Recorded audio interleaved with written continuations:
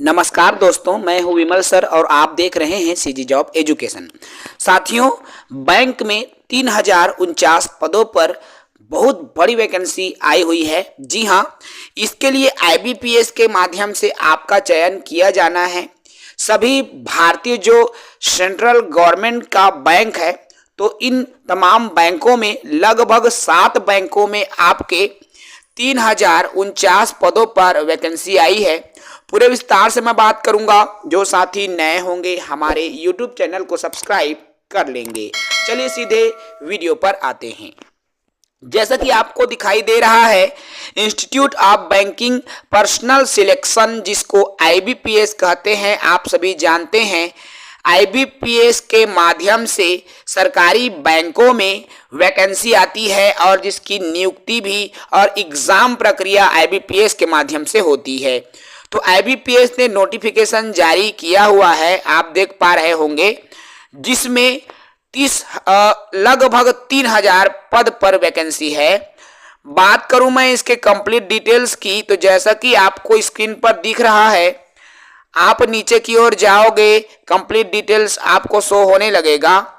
देख पा रहे हैं, मैं नीचे की ओर जा रहा हूं और आवेदन से जुड़ी तमाम जानकारियों की मैं यहां पर बात करूंगा।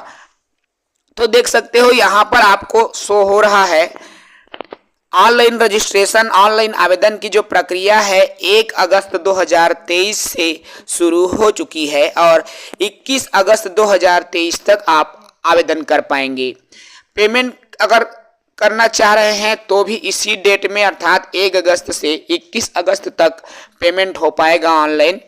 उसके बाद में आपका कॉल लेटर जो है सितंबर के आसपास में डाउनलोड होगा। उसके बाद सितंबर में ही आपका प्री एग्जाम ट्रेनिंग, अर्थात एग्जाम के पहले आपको कैसे एग्जाम देना है उसके ट्रेनिंग भी आपको दी जाएगी।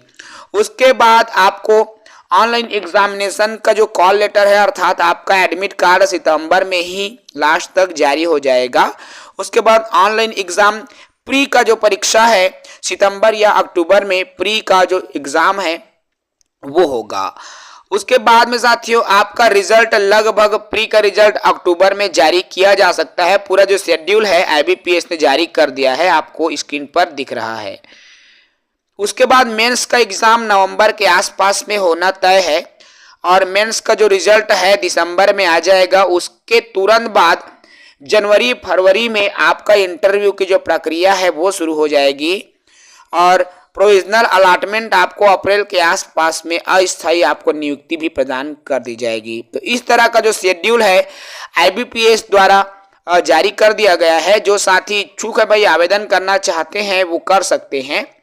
एज रिलैक्सेशन की मैं बात करूं तो आपकी एज लिमिट की जो काउंटिंग है 1 अगस्त 2023 से की जाएगी।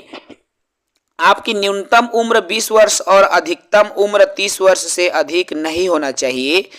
यदि आप आरक्षित कैटेगरी के उम्मीदवार हैं तो आपको आयु सीमा में जो छूट है मिलेगी।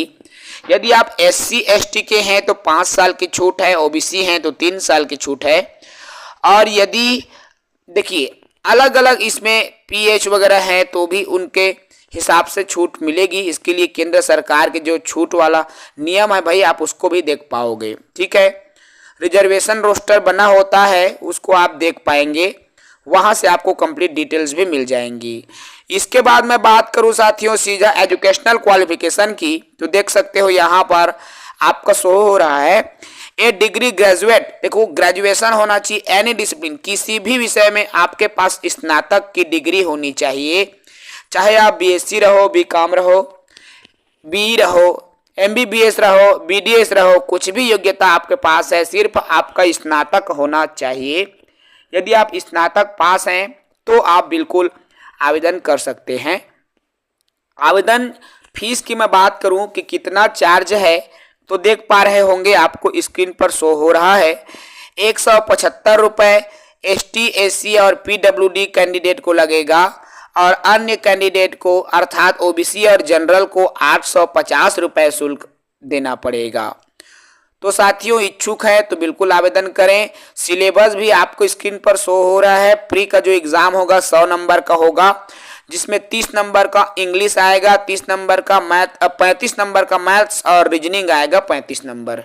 तो इस तरीके से जो है 3 सब्जेक्ट का एग्जाम प्री में लिया जाएगा और ये एक सिलेबस है। और चलिए मैं बात करूं यहाँ पर कि कौन कौन से बैंक में आपकी जो पद स्थापना होगी, तो देख पा रहे होंगे यहाँ पर आपको स्क्रीन पर शो हो रहा है।